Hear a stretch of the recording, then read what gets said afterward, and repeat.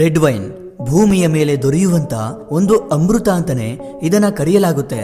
ಇದನ್ನ ಕುಡಿಯೋದ್ರಿಂದ ಬೇಗನೆ ವಯಸ್ಸಾಗೋದಿಲ್ಲ, ಅನೇಕ ಕಾಯಿಲೆಗಳನ್ನ ತಡೆಗಟ್ಟುತ್ತೆ, ಆಸಕ್ತಿ ಅನ್ನೋದು ಹೆಚ್ಚಾಗುತ್ತೆ. ಈ ರೀತಿ ತುಂಬಾನೇ ಇದೆ.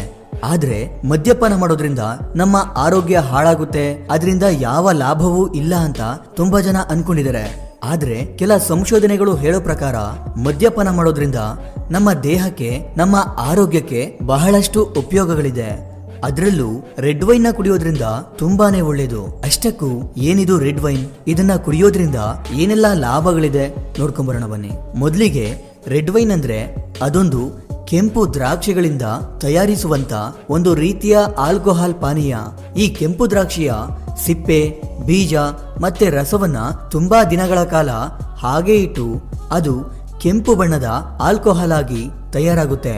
ಈಗ ಈ ರೆಡ್ ವೈನ್ ನ ಕುಡಿಯೋದ್ರಿಂದ ನಮ್ಗೆ ಏನೆಲ್ಲ ಆರೋಗ್ಯ ಪ್ರಯೋಜನಗಳಿದೆ ಅಂದ್ರೆ ಹೆಚ್ಚು ವರ್ಷಗಳ ಕಾಲ ಬದುಕ್ತೀವಿ. ಹೌದು, ಈ ರೆಡ್ ವೈನ್ ನ ಕುಡಿಯೋದ್ರಿಂದ ನಾವು ಹೆಚ್ಚು ವರ್ಷಗಳ ಕಾಲ ಬದುಕುವಂತ ಸಾಧ್ಯತೆ ಜಾಸ್ತಿ ಇರುತ್ತೆ. ಸಾಮಾನ್ಯ ಜನರಿಗಿಂತ ರೆಡ್ ವೈನ್ ನ ಕುಡಿಯುವಂತವ್ರು ಅವರಿಗಿಂತ 10 ವರ್ಷ ಜಾಸ್ತಿನೇ ಬದುಕ್ತಾರೆ. ಹೀಗಾಗಿ ಅವರ ಆಯಸ್ಸು ಜಾಸ್ತಿ ಆಗುತ್ತೆ. ಮತ್ತೆ ರೆಡ್ ವೈನ್ ನ ಕುಡಿಯೋದ್ರಿಂದ ನಾವು ಯೌವನವಾಗಿಯೇ ಇರ್ತೀವಿ. ಅಂದ್ರೆ ನಮಗೆ ವಯಸ್ಸಾದಂತೆ ಕಾಣಿಸೋದೇ ಇಲ್ಲ. ನಮ್ಮ ಸೌಂದರ್ಯ ಹಾಳಾಗದೇ ಇರೋ ತರ ನೋಡ್ಕೊಳ್ಳುತ್ತೆ.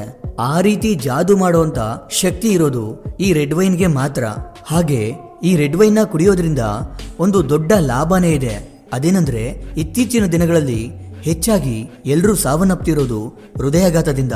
ಆದ್ರಿಂದ ರೆಡ್ ವೈನ್ ಹೃದಯದ ಆರೋಗ್ಯವನ್ನ ಕೂಡ ಕಾಪಾಡುತ್ತೆ. ರೆಡ್ ವೈನ್ ನಲ್ಲಿ ರೆಸ್ವಿರೆಟ್ರಾಲ್ ಮತ್ತೆ ಫ್ಲೇವೋನಾಯ್ಡ್ಸ್ ಅನ್ನುವಂತ ಆಂಟಿ ಆಕ್ಸಿಡೆಂಟ್ಸ್ ಗಳು ಇರುತ್ತೆ. ಇವು ನಮ್ಮ ದೇಹದಲ್ಲಿ ಕೆಟ್ಟ ಕೊಲೆಸ್ಟ್ರಾಲ್ ಅನ್ನ ಕಡಿಮೆ ಮಾಡಿ ರಕ್ತನಾಳಗಳನ್ನ ಆರೋಗ್ಯವಾಗಿಡುತ್ತೆ. ಇದರಿಂದ ರಕ್ತವು ನಾಳಗಳಲ್ಲಿ ಸುಗಮವಾಗಿ ಹರಿಯೋದಿಕ್ಕೆ ಸಾಧ್ಯವಾಗುತ್ತೆ. ಇದರಿಂದ ರೆಡ್ ವೈನ್ ನ ಕುಡಿಯೋದ್ರಿಂದ ಅದು ಹೃದಯಾಘಾತವಾಗುವ ಸಾಧ್ಯತೆಯನ್ನ ಕಡಿಮೆ ಮಾಡುತ್ತೆ. ಅದರ ಜೊತೆ BP ಅಥವಾ ಬ್ಲಡ್ ಪ್ರೆಷರ್ ಇದನ್ನ ಕೂಡ ನಿಯಂತ್ರಣದಲ್ಲಿ ಇಡುತ್ತೆ. ಮತ್ತೆ ರೆಡ್ ವೈನ್ ನ ಕುಡಿಯೋದ್ರಿಂದ ಮೆದುಳಿನ ಆರೋಗ್ಯ ಚೆನ್ನಾಗಿರುತ್ತಂತೆ. ರೆಡ್ ವೈನ್ ನಲ್ಲಿ ಇರುವಂತ ರೆಸ್ಪಿರೆಟ್ರಾಲ್ ಎಂಬ ಅಂಶ ಮೆದುಳಿನಲ್ಲಿ ರಕ್ತ ಸಂಚಾರವನ್ನ ಸುಧಾರಿಸಿ ಮೆದುಳನ್ನ ಚುರುಕುಗೊಳಿಸುತ್ತಂತೆ. ಇದರಿಂದ ಮನುಷ್ಯರಲ್ಲಿ ನೆನಪಿನ ಶಕ್ತಿ ಹೆಚ್ಚಾಗುತ್ತಂತೆ.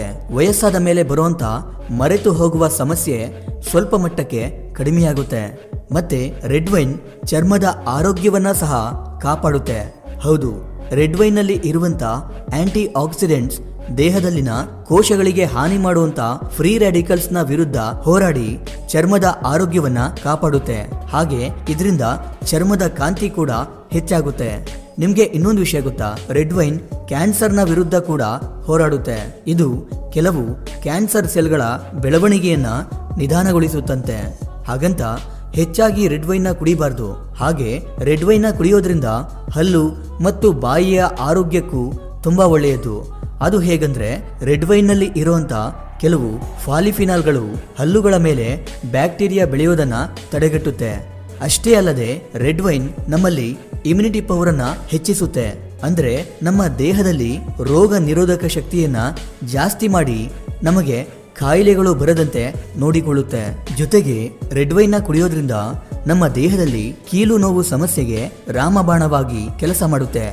ನಮ್ಮ ದೇಹದ ತೂಕ ಹೆಚ್ಚು ಕಡಿಮೆ ಆಗ್ತಿದ್ರೆ ರೆಡ್ ವೈನ್ ಕುಡಿಯೋದ್ರಿಂದ ಅದು ನಮ್ಮ ದೇಹದಲ್ಲಿ ಮೆಟಬಾಲಿಸಂ ಕ್ರಿಯೆಯನ್ನ ಹೆಚ್ಚಿಸಿ ನಮ್ಮ ದೇಹದ ತೂಕವನ್ನ ಒಂದೇ ಸಮನಾಗಿ ನಿಯಂತ್ರಣದಲ್ಲಿ ಇಡುತ್ತೆ.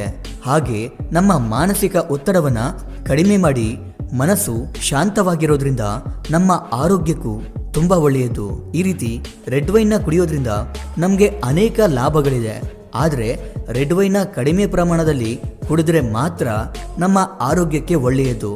ಅದನ್ನ ಹೆಚ್ಚಾಗಿ ಕುಡಿದ್ರೆ ನಮ್ಮ ದೇಹದಲ್ಲಿ ಅಷ್ಟೇ ಕಾಯಿಲೆಗಳು ಬರುತ್ತೆ. ಹಾಗಾದ್ರೆ ಎಷ್ಟು ಪ್ರಮಾಣದಲ್ಲಿ ರೆಡ್ ವೈನ್ ನ ಕುಡಿಬೇಕು ಅಂದ್ರೆ ದಿನಕ್ಕೆ 30ರಿಂದ 50 ml ನಷ್ಟು ಪ್ರಮಾಣದಲ್ಲಿ ಮಾತ್ರ ಇದನ್ನ ಕುಡಿಬೇಕು. ಹಾಗಂತ ಪ್ರತಿದಿನ ರೆಡ್ ವೈನ್ ನ ಕುಡಿಯಲೇಬೇಕು ಅನ್ನೋ ನಿಯಮವಿಲ್ಲ. ಈ ರೆಡ್ ವೈನ್ ನ ಸುಮಾರು ವರ್ಷಗಳ ಹಿಂದೆ ಇಂದಿನ ಜಾರ್ಜಿಯಾ, ಇರಾನ್ ಭಾಗಗಳಲ್ಲಿ ಜನರು ದ್ರಾಕ್ಷಿಯನ್ನ ಸಂಗ್ರಹಿಸಿ ಅದನ್ನ ತುಂಬಾ ದಿನಗಳವರೆಗೆ ಕೊಳೆಯಲು ಬಿಟ್ಟು ನಂತರ ಅದನ್ನ ಕುಡಿತಿದ್ರು. ಇದನ್ನ ಔಷಧಿಯನ್ನಾಗಿ ಕೂಡ ಬಳಸ್ತಾ ಇದ್ರು. ಹಾಗೆ ಧಾರ್ಮಿಕ ಆಚರಣೆಗಳಲ್ಲಿ, ಅತಿಥಿ ಸತ್ಕಾರಕ್ಕೆ, ಮನೆಗೆ ಬಂದಂತವರಿಗೆ ಎಲ್ಲದಕ್ಕೂ ಈ ರೆಡ್ ವೈನ್ ನ ಬಳಸ್ತಾ ಇದ್ರು.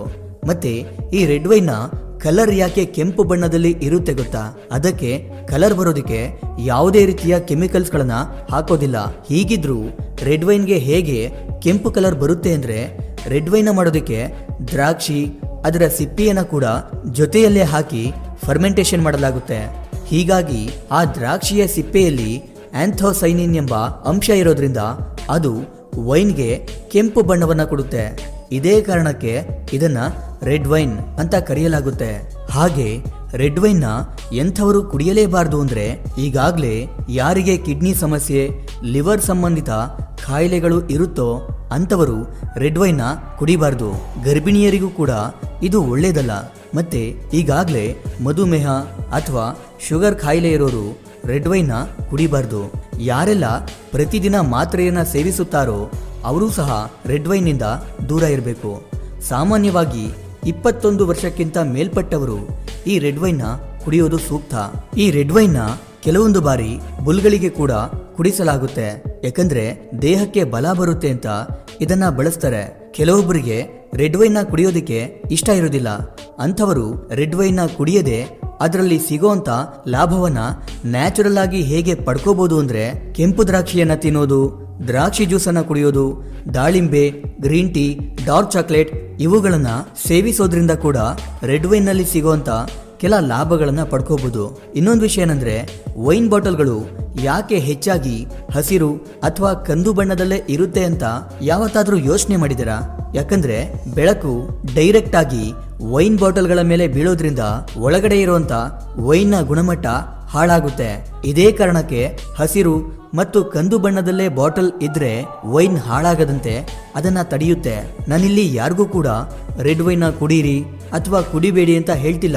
ನಾನು ಹೇಳ್ತಿರೋದು ಕೇವಲ ರೆಡ್ ವೈನ್ ನಲ್ಲಿ ಇರುವಂತ ಲಾಭಗಳ ಬಗ್ಗೆ ಅಷ್ಟೇ. ಕುಡಿಯೋದು ಬಿಡೋದು ನಿಮ್ಗೆ ಬಿಟ್ಟಿದ್ದು. ಯಾರ್ಯಾರೆಲ್ಲ ರೆಡ್ ವೈನ್ ನ ಕುಡಿಬೇಕು ಅಂತ ಅನ್ಕೊಂಡಿದ್ದೀರಾ, ಯಾರು ಕುಡಿಬಾರ್ದು ಅನ್ಕೊಂಡಿದ್ದೀರಾ, ಕಮೆಂಟ್ ಮಾಡಿ ತಿಳಿಸಿ. ಇದಿಷ್ಟು ಇವತ್ತಿನ ವಿಡಿಯೋ. ಈ ವಿಡಿಯೋ ನಿಮಗೆ ಇಷ್ಟ ಆಗಿರುತ್ತೆ ಅನ್ಕೊಂಡು ಮತ್ತೊಂದು ಹೊಸ ವಿಷಯದೊಂದಿಗೆ ಮತ್ತೆ ಬರ್ತೀನಿ. ಕೊನೆಗೆ ನನ್ನ ಈ ಶ್ರಮಕ್ಕೆ ನಿಮ್ಮಿಂದ ಬಯಸೋದು ಕೇವಲ ಒಂದು ಮೆಚ್ಚುಗೆಯನ್ನು ಮಾತ್ರ. Anyway, thank you for watching.